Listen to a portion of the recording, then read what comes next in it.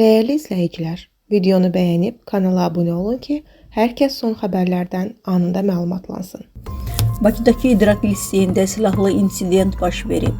Məlumata görə hadisə Binəqədi rayonu ərazisindəki təhsil müəssisəsində qeydə alınıb.